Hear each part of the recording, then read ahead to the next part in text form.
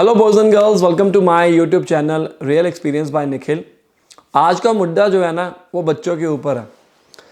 देखा गया है कि यहाँ के माहौल में ना कई बच्चे एडजस्ट नहीं हो पाते और कैसे हम उनको एडजस्ट कर सकते हैं, कैसे हम माहौल बनाएं, वो हमारे लिए बहुत ज़्यादा इंपॉर्टेंट है। मैं बात करता हूँ छोटे बच्चों की।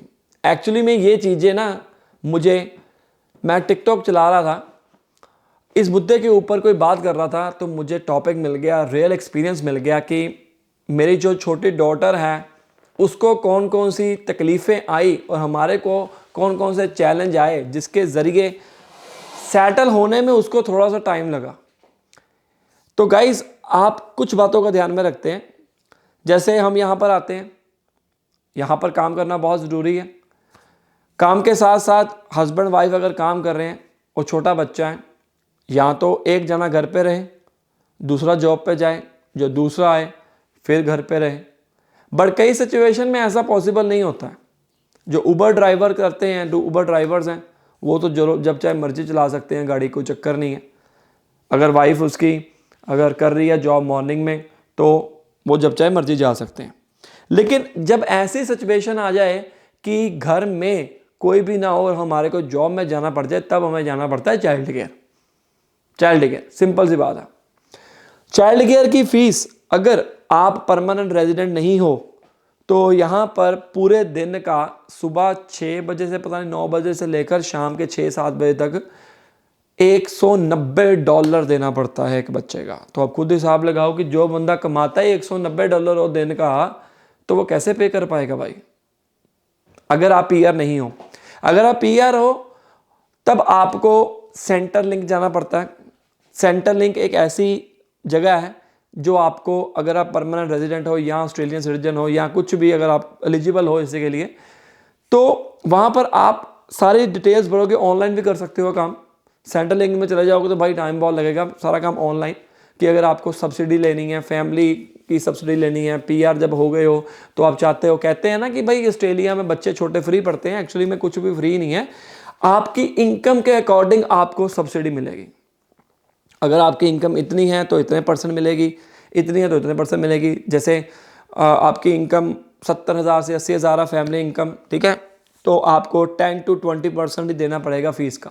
मतलब 190 का 20% या 10% कितना हो गया वो देख लीजिए, आप चेक कर सकते हो। मतलब आपको 80% रिबेट मिल गया। फ्री नहीं है, depend on your family income. ठीक है, पहला बात तो ये हो गया। दूसरी बात, चाइल्ड केयर में जाते हो, आप देखोगे स्टार्टिंग पॉइंट के ऊपर हर एक बच्चा जो है वो जिद करता है, रोता है कि भाई मुझे मत छोड़ो। और हमारे मतलब एज ए पेरेंट कोई भी हो तो उसको वो प्रॉब्लम होती है कि यार हमारा बच्चा रो रहा है, बट ये मजबूरी बन जाती है, वो बच्चे के भले के लिए है। बट कई बार सिचुएशन ऐसी आ जाती है कि हम अपना फायदा सोचने शुरू कर देते हैं। ठीक है, तो अगर आपने का बच्चा चाइल्ड केयर जा रहा है तो उसको कैसे सेटल किया जा सकता है, ये मैंने आजमाई हैं चीज़ें खुद, आप भी कर सकते हो। देखो, पहली बात तो ये कि जब भी आप घर में बच्चे को खिलाते हो, हम क्या करते हैं यूजली कि गोदी में दूध पिलाना शुरू कर देते हैं, या वो खेल रहा है, भागते भागते उसके मुंह में डाल दिया। ये सारी चीज़ें चाइल्ड केयर में नहीं होती हैं। चाइल्ड केयर में प्रॉपर बिठा के बच्चे को कहते हैं कि तू खुद खा, चाहे वो छोटा है। मेरी डॉटर 1.5 साल की है, ठीक है, और मैं देखने गया लिटरली, जब हम फर्स्ट टाइम गए थे तब बहुत रोती थी। 1 हफ्ता, 2 हफ्ते, 3 हफ्ते, मतलब बहुत उसने किया। अभी भी करती है थोड़ा सा, लेकिन वो सेटल होना शुरू हो चुकी है अभी। और जब मैं उसको लेने जाता हूँ, कई बार उसका लंच टाइम होता है तो वो बैठी होती है, प्रॉपर बैठी होती है कुर्सी पे, चेयर पे, प्रॉपर उसका मील पड़ा होता है, वो खा रही होती है। लेकिन जब हम बच्चे के सामने घर पे रखते हैं, हमारी आदत है कि भाई, कई पेरेंट्स क्या क्या करते हैं कि खुद खिलाते हैं। मैं कहता हूँ ऐसा मत करिए। रीज़न पता क्या है, बच्चा सीखेगा और वहाँ पर जाकर उसको परेशानी नहीं आएगी। दूसरी बात, सोने के लिए जब बच्चे को सुलाना है, हम गोदी में उठाकर कुछ बोलते रहते हैं, लोरी सुनाते रहते हैं, तो उससे क्या होगा, उसको आदत पड़ जाएगी। अगर चाइल्ड केयर में जाते हो, वो उठाते तो हैं, सुलाते तो हैं, लेकिन वो उनका बेड बना होता है, बेड के ऊपर बच्चे को कहता है कि तू लेट जा, it's your sleeping time, where is your bed. और बेड जहाँ पर पड़ा होता है बच्चा अपने आप वहाँ पर उनको सिखाते हैं कि भाई ये तेरा बेड है, तू यहाँ पर सोएगा या सोएगी, तो वो अपने आप वहाँ पर चला जाता है। लेकिन हम यहाँ पर क्या करते हैं कि बच्चे को सुला के खुद उसको रख दिया, चलो ठीक है हमारी रिस्पॉन्सिबिलिटी तो है, लेकिन हम आदत उस हिसाब, जिस कंट्री में हम आ रहे हैं हमको पहले से ही तैयार करना पड़ेगा बच्चे को, नहीं तो उसको बहुत प्रॉब्लम आएगी। क्योंकि घर में कुछ और होता है, वहाँ पर कुछ और हो रहा है, वो समझ नहीं पाएगा कि क्या सही है क्या गलत है। और वहाँ पर क्या करते हैं, जब बच्चे को सुलाते हैं तो एक स्लीपिंग म्यूजिक लगा देते हैं, म्यूजिक के ज़रिए वो सोता है, ठीक है। लेकिन अगर हम घर में उसको लोरी देके सुलाएंगे ना तो वहाँ पर कौन लोरी देने वाला होगा, मुझे तो ये नहीं पता लग रहा। तो ये सारे चैलेंजेस हमारे को आए।